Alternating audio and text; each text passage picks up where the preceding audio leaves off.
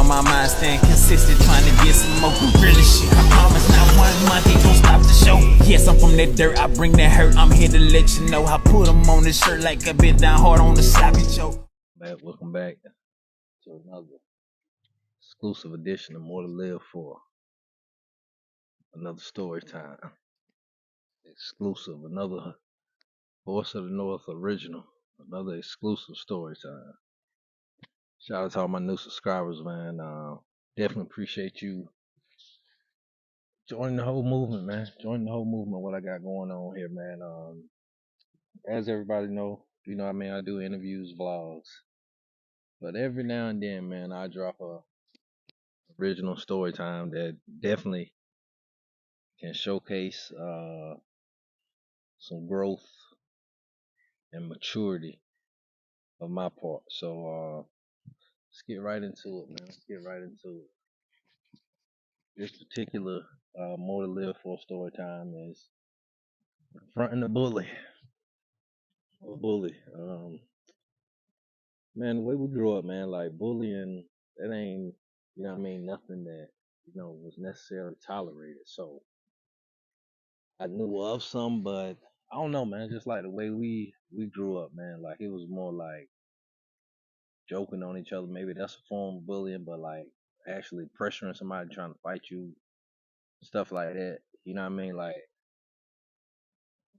I ain't go through that personally growing up.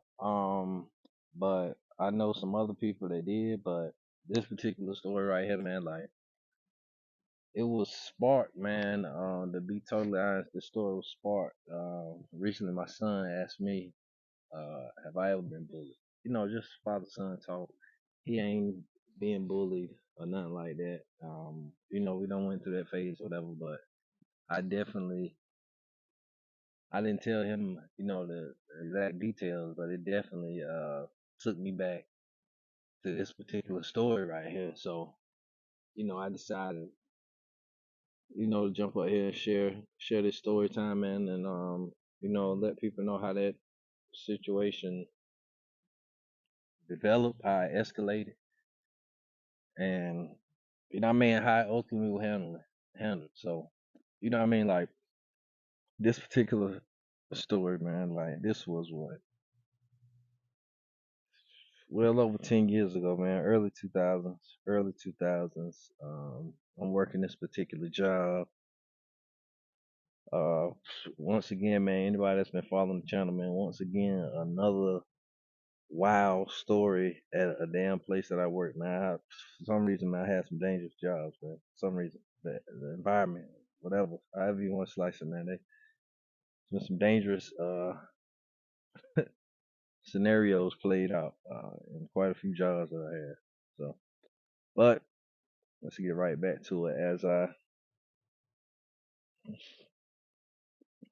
think deep, man. Like for starters, man, I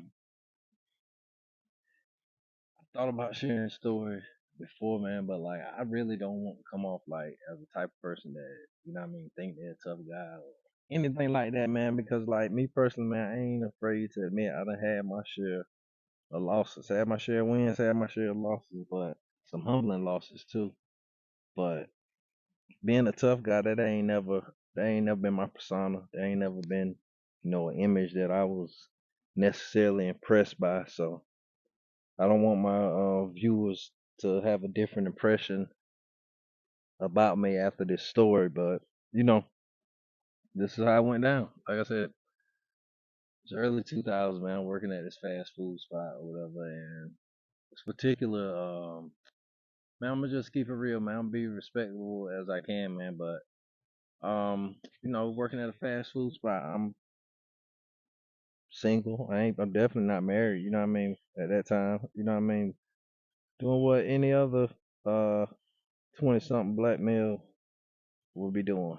I think I had just had my son was just born, my oldest son, so I'm, newly dad and all that.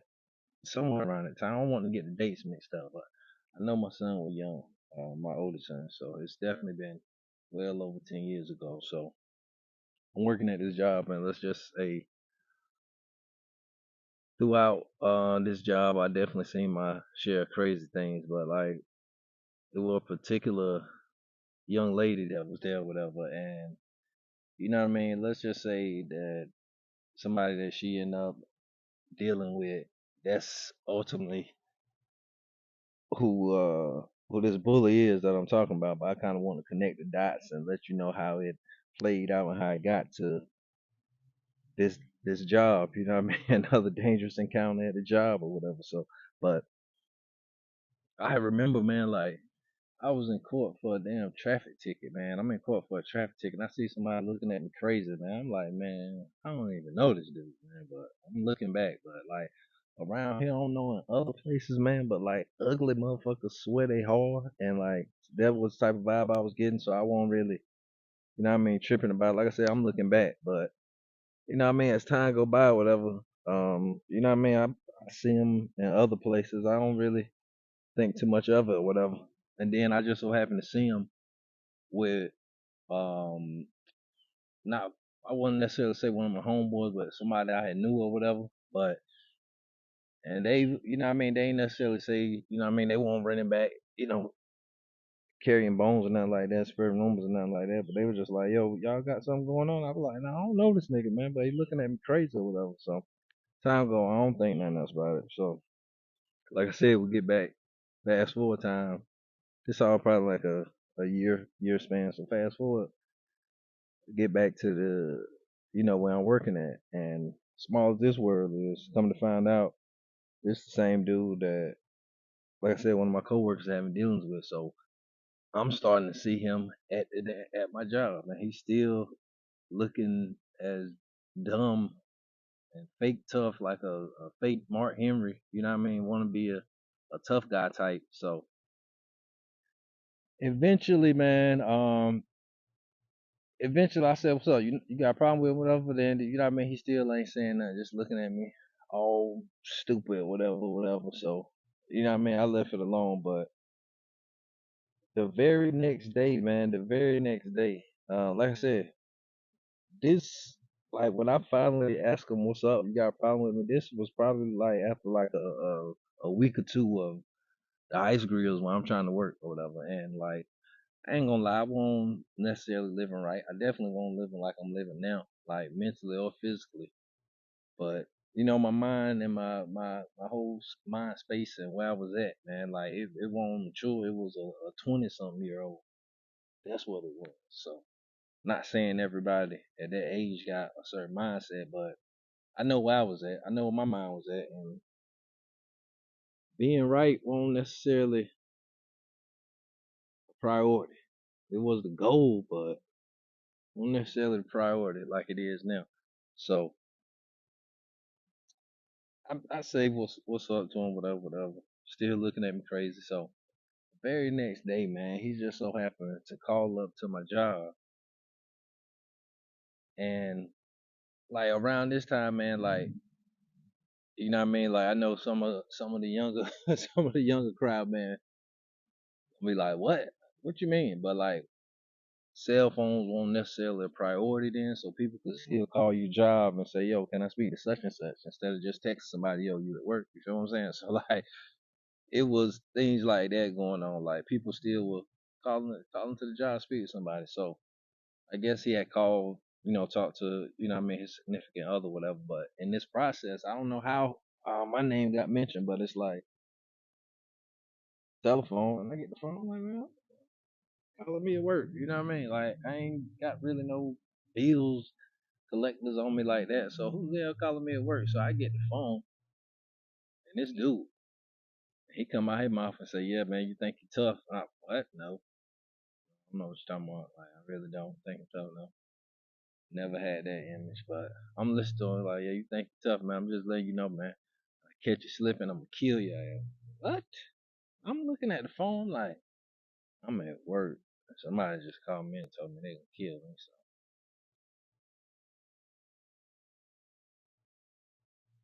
all right, man. I see you when you get out here. Okay, so that's how that went. But what he didn't realize, and then too many. I mean, people knew what was going on, but something bigger than me and him, and what he talking about was actually already happening in the city. Like it was like a string of armed robberies going on, and this particular restaurant that I was working at happened to be like one of the ones that was kind of like getting hit a lot, whatever. Like all this, you know what I mean, sealed, you know what I mean, everything all said and done with, like, he ain't had nothing to do with that. I'm painting a picture of what's going on in the city. And all these cases have been, you know what I mean, handled, whatever. But like the fact that all of these robberies are going on, they late night, early morning robberies, like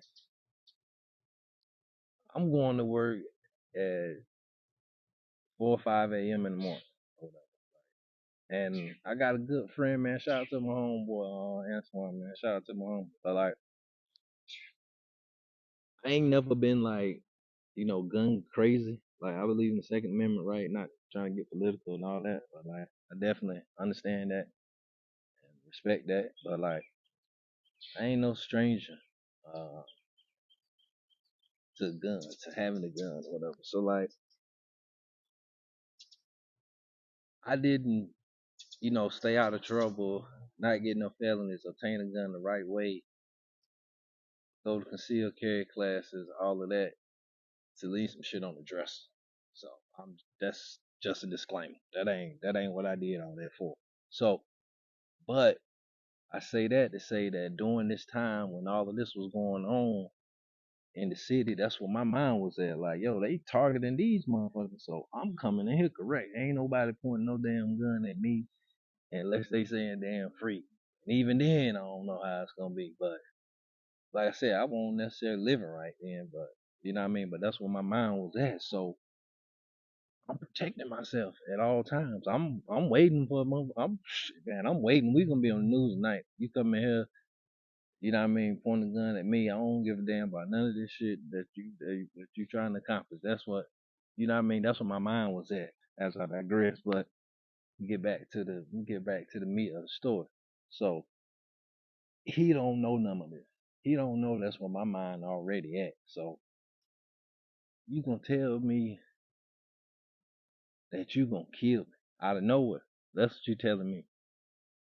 And I don't know if he thought it was like gonna have me shook up and not come to work or anything like that, but nah, man, you ain't shake me up that way, man. You had me shook up in a way that, okay, I see you and you make one stupid move like you pretending to reach for something, and I'm gonna lay your ass right there. That's what had my mind. So, but like I said, he didn't know that, and like I also said, I ain't proud of none of this. I'm just sharing the experience of my encounter with a bully that I had as an adult, and how I ended or whatever. So that's what my mind already is. So he called me and say this, and I'm like, man, whatever, man. So like naturally, man, my homeboy right there, he asked me what was going on. I was tell him what was going on. He was like, man, he need to chill. He was like, man, he don't even know what time it is. He was like, he don't even know what time we on, cause these concealed carry classes that I went to, these damn standing in lines for the damn permits and all that. I'm right there with my homeboy doing that. So he's strapped the fuck up too. Ain't neither one of us going like that, going out like that. But like I said, I mind there because of what's going on in the city. And then he gonna bring this shit to me, not knowing that. You get what I'm saying? So I'm like, yeah, man, it is what it is, man. Like, he ain't talking about nothing, but he better not come bullshitting. So, but at the same time, it's other people in my ear, man, like, yo, you better watch that nigga, man. I'm like, what you mean? They were like, yo, I ain't never heard knocking nobody out, but damn sure try to slide on you. And I'm like, word up. I'm like, yeah, man, like, you better watch that nigga. I'm like, okay. I'm like, all right, it is what it is. So, 2 days later, I'm at the job, whatever, my homeboy. We doing our thing, man. Like, I don't want to drop the name of the job because all this, it ain't important now. It ain't important. But we had a job, whatever, and like people, man, like once people get in the routine, man, and you study your routine, man, like you really can like watch somebody walk right into their own trap, man. Like that's why you really gotta be careful, man, of like not underestimating people and like just just misjudging people, man. Like judging a book by its cover, man, because I don't know what the hell he thought what's gonna happen when he said that, or how I was gonna act, or what he even heard about me, or anything like that. But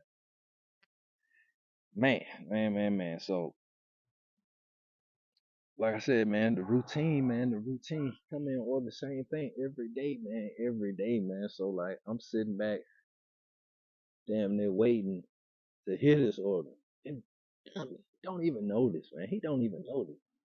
I hear the order. I look at my homeboy. Homeboy say, yeah, that's him. Bet. I make it my business to leave my work area, walk around the front, um, drop his product off to the front. Look right there. He look at me. Like, yo, you say you gonna kill me, right? Like, what? Act like you gonna kill me, man. Act like you gonna kill me, man. And I'm gonna lay your ass out right in front of these damn people, man. And whatever happened after that, it is what it is. But you not gonna tell me you gonna kill me and then come around me and think I'm gonna just sit back and wait for you. No, man. Me aggression with aggression, man. That's where my mind was at. I wasn't thinking about nothing else. I'm thinking about you say you gonna kill me, and now I'm looking at you. And I don't know if you got it on you, but I know what's on me, and I know only thing I want you to do is pretend like you reaching for something. Just pretend. And I'm coming all across this front counter, and I ain't acting like like I said, I ain't damn telling the story to portray a certain image or whatever. I'm just speaking facts, and that was my encounter with a bully. You gonna tell me you gonna kill me, and then you gonna pop up on me and think I ain't gonna be ready to kill your ass. That's what it is. That's the meat of the story. But like I said, man, like God works in mysterious ways, man, because like the look that he had on his face once I asked him, was he ready to kill me? It was a look of somebody that was shocked but halfway impressed and part scared at the same time. If that makes sense. So he wanted to take it there. I don't know if he had caught wind of what type of time I was on, what type of time me and my homeboy was on, but he didn't want to take it there. But like I said, man, like God really took over that whole situation because I wasn't thinking about nothing. But somebody said they were gonna kill me, and now I'm looking at them. And please act like you gonna try to kill me, and I'm gonna lay your ass out right here. Like I said, ain't none of this. I don't necessarily think none of it right, but you know what I mean. I got a right to protect myself, but I'm just sharing this experience of how that went down, man. How that went down, and I'm thankful that it ended a certain way.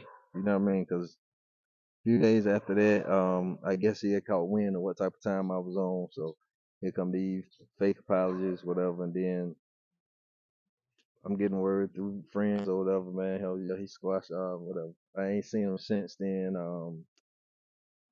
Last word I got is got involved in some high profile case, and now his name ain't no good 'cause you know he telling on folks shit like that, but I ain't on no 1090 day time, so that's somebody else's job. They expose that paperwork, but that is what type of time that he's on right now, so that's why I think it's cool to shoot for it, if that makes sense. But yeah, man, that's what happened, man. That's how it went, man. That's how it went. Confronting a bully. More to live for original, exclusive story time, man. Leave a comment, man. Let me know what y'all think, man. If I handled that the right way. If it's signs that I should have seen earlier, man, to let me know it was gonna get like that, or if you would have did it a different way, man. I'm anxious to hear how somebody else would have handled it. So that's just what it is, man. Peace and blessings to all. Shout out to my new subscribers. Shout out to the old ones, man. Share this video with a friend, a loved one, man. Got some more good content on the way. Definitely going to see the homie Rashad once his levels get back down where he can have visitors, man. So be on the lookout for that too. So voice of the North, man. More to live for. Why settle for less? My last name Moore. We out, man. Peace and blessings to all.